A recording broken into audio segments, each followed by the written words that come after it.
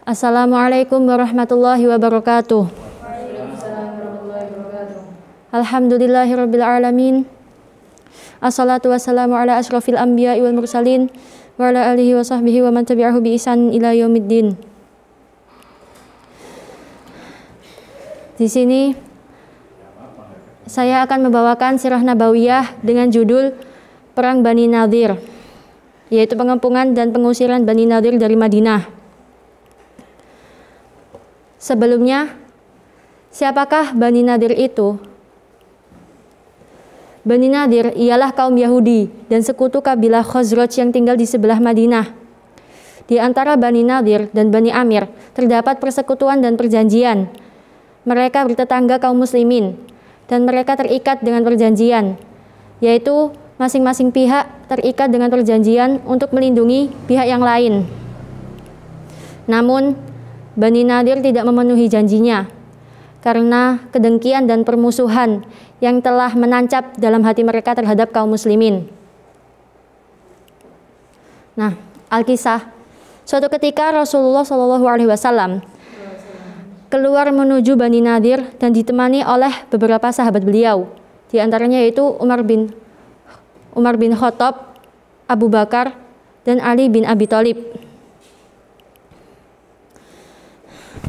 Beliau keluar untuk meminta diyat bagi dua korban dari Bani Amir yang dihabisi oleh Amr bin Umayyah ad-Damri karena jaminan perlindungan Rasulullah SAW terhadap keduanya. Ketika Rasulullah sampai di tempat Bani Nadhir, Bani Nadhir berkata, "Wahai Abul Qasim, kami akan berusaha membantumu." Lalu Bani Nadhir pun berkumpul. Nah, di situ ada sekelompok Bani Nadhir yang bersekongkol hendak membunuh beliau. Caranya dengan salah seorang dari mereka mengambil batu besar dan menjatuhkannya kepada Rasulullah dari tempat yang tinggi. Disebutkan dalam Sirah Ibnu Hisham, orang yang akan menjatuhkan batu besar itu ialah Amr bin Jahashi. Namun Rasulullah SAW telah menerima wahyu dari langit tentang rencana busuk mereka. Kemudian Rasulullah dan para sahabat pun pergi meninggalkan tempat tersebut. Kemudian Rasulullah mengirimkan utusan, yaitu Muhammad bin Maslamah, untuk mengatakan kepada mereka, "Keluarlah kalian dari negeriku ini. Kalian benar-benar telah bertekad untuk berbuat khianat." Rasulullah SAW lalu memerintahkan para sahabat untuk bersiap-siap memerangi Bani Nadhir. Setelah beliau mengangkat Abdullah bin Ummi Maktum untuk memimpin Madinah dan menyerahkan panji kepada sahabat Ali bin Abi Thalib.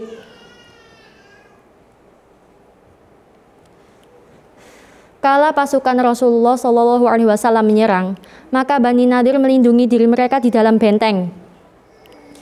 Rasulullah SAW mengepung benteng mereka selama 6 malam dan memerintahkan agar pohon-pohon kurma mereka ditebang supaya mereka lebih cepat menyerah. Yakni dengan perintah Allah, Rasulullah memerintahkan pasukannya menebang pohon kurma itu. Sebagaimana firman Allah Subhanahu wa taala dalam Quran surah Al-Hasyr ayat 5, yang artinya, apa yang kamu tebang di antara pohon kurma milik orang-orang kafir atau yang kamu biarkan tumbuh berdiri di atas pokoknya, maka itu terjadi dengan izin Allah dan karena Dia hendak memberikan kehinaan kepada orang-orang fasik. Jadi, penebangan pohon kurma itu tidaklah merusak. Namun, sebagai hukuman dari Allah kepada mereka, mereka pantas dan berhak mendapatkan hukuman dari Allah. Kemudian Allah menurunkan rasa takut yang amat sangat ke dalam hati mereka. Ternyata Abdullah bin Ubay bin Salul, yaitu pemimpin kaum munafikin di Madinah, tidak memberikan bantuan sama sekali kepada mereka. Bahkan ia menelantarkan mereka sebagaimana ia menelantarkan Bani Qainuqa. Setelah melihat kenyataan yang ada, mereka meminta kepada Rasulullah SAW supaya melindungi darah mereka ketika keluar dari Madinah, dan diperbolehkan untuk membawa harta benda sebatas yang bisa dimuat oleh unta-unta mereka, kecuali senjata. Rasulullah SAW pun memenuhi permintaan mereka. Kemudian sebelum mereka meninggalkan kampung halaman mereka, mereka merusak rumah-rumah dengan tangan mereka sendiri, dengan maksud supaya kaum muslimin tidak bisa memanfaatkannya, sebagaimana yang telah disebutkan kisahnya dalam surah Al-Hasyr ayat 2-3. Lalu mereka pergi ke Khaybar, dan ada pula di antaranya yang pergi ke kawasan Syam. Pemimpin mereka yang pergi ke Khaybar adalah Salam bin Abul Huqaiq, Kinanah bin Arabi bin Abul Huqaiq, dan Huyai bin Akhtab. Ketika mereka tiba di Khaybar, penduduknya berpihak kepada mereka. Ibnu Ishaq berkata dalam sirahnya, tidak ada yang masuk Islam kecuali 2 orang, yaitu Yamin bin Amr dan Abu Sa'ad bin Wahab. Keduanya masuk Islam karena mereka menyayangi harta benda mereka.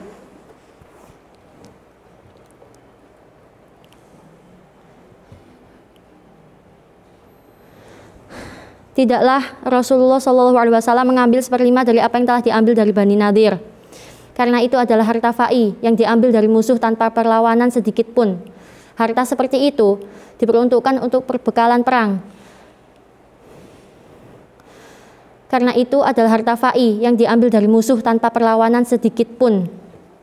Dan dari harta itu Rasulullah SAW diperbolehkan memberikannya kepada kerabatnya, anak-anak yatim, kaum fakir miskin, dan ibnu sabil, sebagaimana yang telah dijelaskan dalam Quran surah Al-Hasyr ayat 7, yang artinya harta rampasan fa'i yang diberikan Allah kepada Rasulnya yang berasal dari penduduk beberapa negeri adalah untuk Allah, Rasul, kerabat Rasul, anak-anak yatim, orang-orang miskin, dan untuk orang-orang yang dalam perjalanan atau ibnu sabil, agar harta itu jangan hanya beredar di antara orang-orang kaya saja di antara kamu. Apa yang diberikan Rasul kepada kamu, maka terimalah, dan apa yang dilarangnya bagimu, maka tinggalkanlah, dan bertakwalah kepada Allah. Sungguh, Allah sangat keras hukumannya. Maka Rasulullah SAW pun membagikannya kepada kaum fakir miskin muhajirin, yaitu mereka yang dahulu kala diusir dari kampung mereka dan dari harta benda milik mereka. Dan bagi mereka yang mendapat bagian, mengembalikan kepada saudara-saudaranya dari kaum Ansor apa-apa yang telah mereka ambil sewaktu mereka hijrah ke Madinah. Di sini Rasulullah SAW juga mengambil sebidang lahan, lalu hasilnya beliau manfaatkan untuk makanan pokok yang cukup bagi keluarganya selama 1 tahun. Dari sini kita mengetahui bagaimana karakter orang kaum Yahudi itu. Kaum Yahudi ialah mereka kaum yang suka berbuat khianat, menyalahi janji, serakah, dan tidak patuh kepada apa yang telah ditetapkan dalam perjanjian tersebut. Dari sini semoga kita terhindar dari sifat khianat. Amin. Sekian dari saya. Wassalamualaikum warahmatullahi wabarakatuh.